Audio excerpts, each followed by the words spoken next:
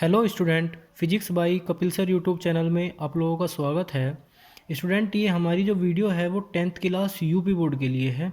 इससे पहली वीडियो में हम प्रकाश का परावर्तन, प्रकाश का अपवर्तन, परावर्तन और अपवर्तन के नियम और जो क्रांतिक कोण, इनके बारे में बेटा हम पढ़ चुके हैं। आज की वीडियो में पढ़ेंगे हम total internal reflection of light, प्रकाश का पूर्ण आंतरिक परावर्तन। ठीक है, तो बेटा इससे पहली वीडियो में हमने पढ़ा है प्रकाश का अपवर्तन। अपवर्तन का बेटा मैंने आप लोगों को बताया था कि ये हमारा कोई माध्यम है जिसको हम बोलते हैं सघन माध्यम, और ये कोई विरल माध्यम। ठीक है, कोई प्रकाश की किरण ये आती है और इसकी गति में हो जाता है परिवर्तन। ठीक है, इसको हम बोलते हैं कोण आई, इसको बोलते हैं हम कोण आर। जो आई कोण होता है इसको बोलते हैं हम आई बराबर होता है आपतन कोण। ठीक है, और आर बराबर होता है बेटा आपका अपवर्तन कोण। ठीक है, तो जो आपका आई बराबर होता है वो होता है आपतन कोण, और आर बराबर होता है बेटा आपका अपवर्तन कोण। तो ये नियम जो हमने पढ़ा था वो पढ़ा था बेटा हमने प्रकाश का अपवर्तन के लिए। ठीक है, और ये हमारा माध्यम था सघन और ये माध्यम था विरल। ठीक, ये कोण आई, ये कोण आर, और जो ये वाली किरण थी इसको बोला था बेटा हमने आपतित किरण। क्या बोला था? आपतित किरण। ठीक है, और इसको बोला था बेटा हमने अपवर्तित किरण। ये बेटा हम पढ़ चुके हैं। ठीक है, इसके बाद बेटा हमने पढ़ा था क्रांतिक कोण। क्या पढ़ा था हमने? क्रांतिक कोण। क्रांतिक कोण का डायग्राम बेटा ये था आप लोगों का, ये डायग्राम, कि ये कोण जो था आई, और ये जो कोण था हमारा ये वाला, जो ये हमारा अपवर्तन में हम आर बोल रहे थे, आप आर बोला था हमने अपवर्तन कोण, इसमें ये आर बराबर कहीं किसको हो जाता है बेटा? 90 डिग्री का हो जाता है। ठीक है, और जो हमारा आई है वो आई बराबर कन्वर्ट काहे में हो जाता है? सी में, और तो इसी को बोला था हमने कौन सा कोण बेटा? सी, क्रांतिक कोण। ये बोला था ना। क्रांतिक कोण की डेफिनेशन आप लोगों को लिखवाई थी, सघन माध्यम में बना वह आपतन कोण जिसके लिए विरल माध्यम में संगत अपवर्तन कोण का मान कितना हो जाता है बेटा? 90 डिग्री। तो अपवर्तन कोण है हमारा क्या? आर, तो आर का मान कितना हो जाता है? 90 डिग्री। जब इस आर का मान 90 डिग्री हो जाता है स्टूडेंट, तभी हम बोलते हैं कि ये क्रांतिक कोण है। ठीक है, ये तो एक डेफिनेशन और बताई थी मैंने कि जब कोई प्रकाश की किरण किसी बिंदु पर आपतित होती है तो वह दोनों माध्यम को अलग करने वाली रेखा के ऊपर से गुजर जाती है। इसी को कहते हैं हम प्रकाश का वो क्रांतिक कोण। क्रांतिक कोण कहते हैं ना बेटा। तो अब हमें पढ़ना है प्रकाश का पूर्ण आंतरिक परावर्तन। पूर्ण आंतरिक परावर्तन की घटना में हम बेटा करते क्या हैं? ये कौन सा माध्यम था? ये सघन। ये था बेटा कौन सा? विरल माध्यम। तो इसमें भी ये कौन सा माध्यम होगा? सघन माध्यम, और ये होगा इसमें विरल माध्यम। ठीक है, तो अभी क्या होगा, हम ये कौन सी आपतित किरण है, ठीक है, और ये वाला जो कोण इधर से ये वाली जो रेखा गई थी, दोनों माध्यम को अलग करने वाली जो रेखा थी, इसमें आर बराबर हो जाएगा था बेटा कितना? 90 डिग्री। इसको बोल दिया था हमने क्रांतिक कोण। लेकिन अगर इस वाले आपतन कोण का मान, आपतन कोण आई का मान बेटा मैं धीरे धीरे बढ़ा दूं, ठीक है, तो बेटा ये जो अब आपका होगा अपवर्तन कोण, इसका मान भी बढ़ेगा, आर का मान भी तो बढ़ेगा। तो अगर मैं यहाँ कर दूं आई ग्रेटर देन सी, ठीक है, तो ये मान भी तो बेटा ये हो जाएगा, इसका मान भी तो बढ़ेगा। जो रेखा के अभी इसके ऊपर से गुजर रहा था वो कोण, तो बेटा वो तो ये होगा ना। अब बताओ, तो ये वाली किरण ये, और ये वाली किरण ये, तो ये माध्यम कौन सा हो गया? सघन, और ये माध्यम हो गया विरल। तो बेटा जब हम आई का मान आपतन कोण का मान क्रांतिक कोण से ज़्यादा कर दें, क्रांतिक कोण बेटा ये था, इसका मान अभी तक क्या था? आई बराबर सी था।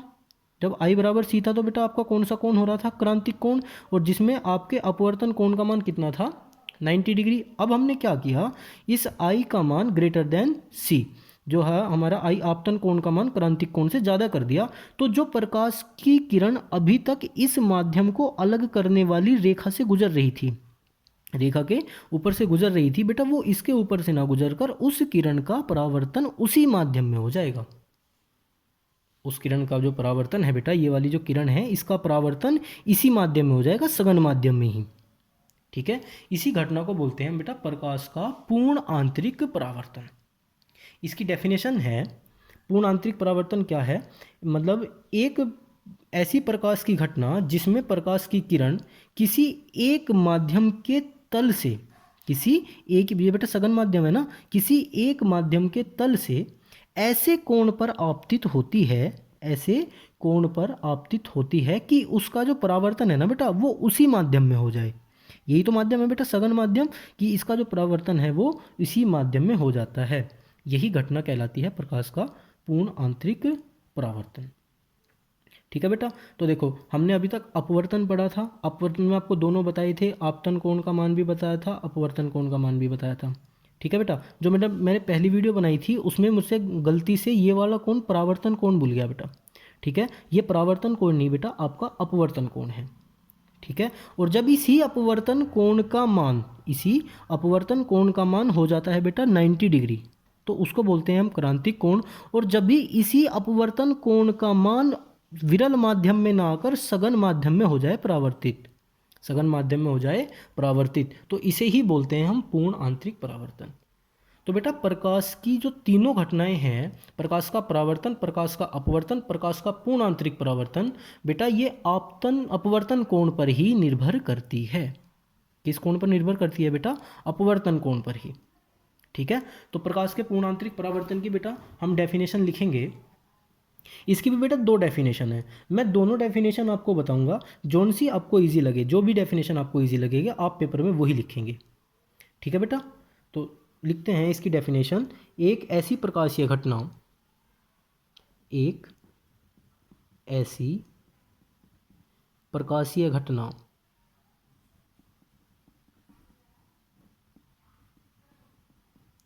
जिसमें प्रकाश की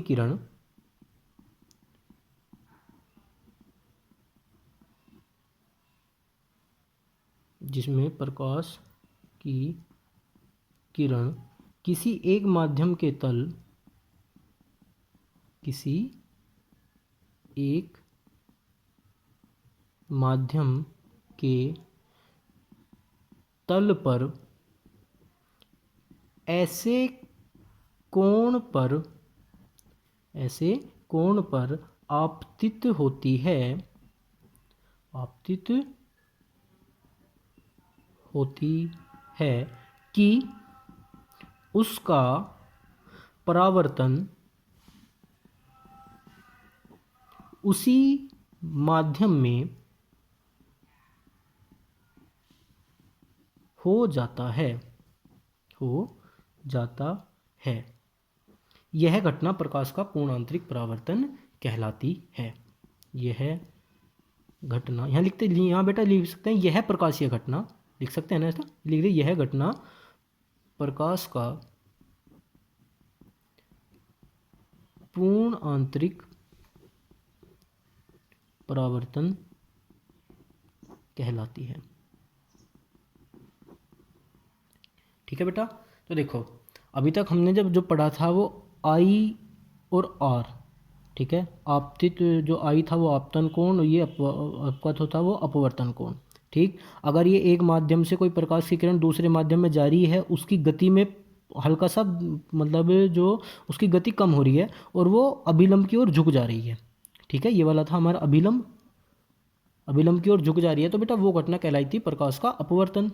ठीक है, और अगर कोई प्रकाश की किरण आ रही है वो तल से टकराकर वापस उसी दिशा में जा रही है, तो बेटा वो प्रकाश का कहलाई थी परावर्तन। ठीक है, अब अगर हम क्या कर रहे थे, जो हमारा आपतन कोण था आई, उसका मान क्रांतिक कोण के बराबर सी के बराबर हो रहा था, और जो हमारा अपवर्तन कोण था आर, उसका मान हो रहा था बेटा 90 डिग्री, तो हम उसे क्या बोल रहे थे, क्रांतिक कोण। क्रांतिक कोण की बेटा मैंने आपको डेफिनेशन पूरी प्रॉपर पहली जो वीडियो है उसमें लिखवा दी है।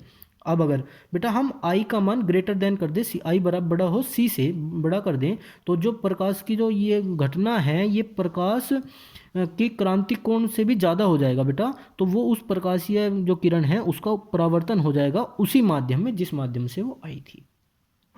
ठीक है बेटा, इसकी एक डेफिनेशन बेटा और है कि उसको हम ऐसे बोल देते हैं कि जब कोई प्रकाश की किरण किसी सघन माध्यम से विरल माध्यम में जाती है, इसे लिख देता हूँ बेटा मैं कि देखो प्रकाश की जो किरण है वह सघन माध्यम से विरल माध्यम में जाती है, तो उसके आपतन कोण का मान जो ये बेटा ना आर, आपतन कोण का मान क्रांतिक कोण से हो जाता है अधिक। ठीक है ना बेटा। तो विरल माध्यम के प्रकाश किरण का अपवर्तन नहीं हो पाता, बल्कि क्या हो जाता है, संपूर्ण प्रकाश सघन माध्यम में ही वापस लौट जाता है। इसे कहते हैं बेटा हम प्रकाश का पूर्ण आंतरिक परावर्तन। ठीक है ना।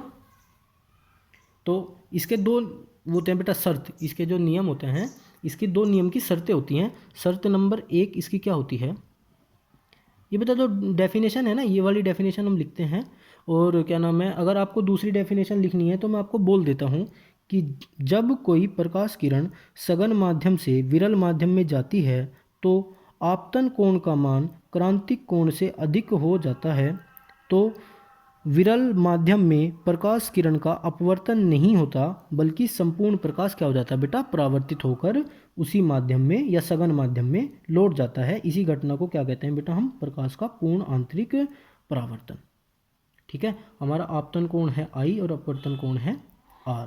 तो इसका जो शर्त नंबर 1 है बेटा वो है ये कि जो सघन माध्यम से जो हमारा सघन माध्यम से प्रकाश जो है ना बेटा, ये कौन सा माध्यम था हमारा, ये माध्यम है बेटा सघन और ये है विरल। तो इसका नियम लिख देता हूँ, सघन माध्यम से प्रकाश सघन व विरल माध्यम को अलग करने वाले तल पर आपतित होने चाहिए, अलग करने वाले तल पर आपतित होना चाहिए। देखो बेटा, जब इस तल के ऊपर से प्रकाश जा रहा था, प्रकाश की किरण इस तल के ऊपर से जा रही थी, बात को समझना, तो हम उसको क्या कह रहे थे बेटा, क्रांतिक कोण। क्या कह रहे थे, क्रांतिक कोण। ठीक।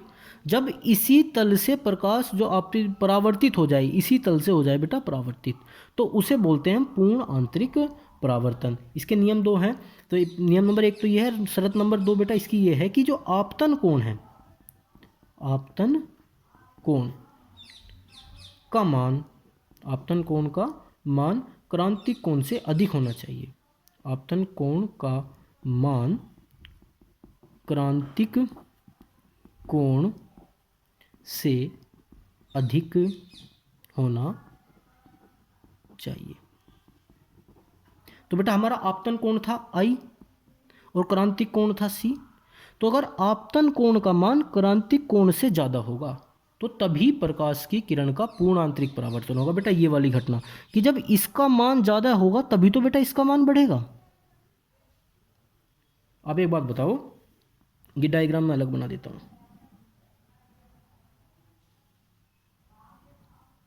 ठीक है बेटा, देखो जब ये है I, जब I का मान C, मतलब ये मान बढ़ेगा बेटा, तभी तो ये वाली किरण, अभी तक तो ये जो किरण थी, मैं दूसरा पेन ले लेता हूँ बेटा, ये जो किरण थी ये इसके ऊपर से जा रही थी बेटा, यहाँ से जब यहाँ से जा रही थी तो क्या बोल रहे थे हमसे, क्रिटिकल एंगल, क्रांतिक कोण बोल रहे थे। जब इसका मान बढ़ेगा बेटा तो इसका मान भी तो बढ़ेगा। ठीक है। अगर हम क्या करें, इसका मान ना बढ़ाएं, ये मान तो इसके ऊपर से चली जाएगी, ये किरण जो है बेटा वो इसके ऊपर से चली जाएगी, तो क्या कहलाएगा, क्रांतिक कोण। और जब हमने इसका मान बढ़ाया और इसका मान भी तो बढ़ेगा ना बेटा, तो ये वाली क्या घटना क्या कहलाएगी, पूर्ण आंतरिक परावर्तन।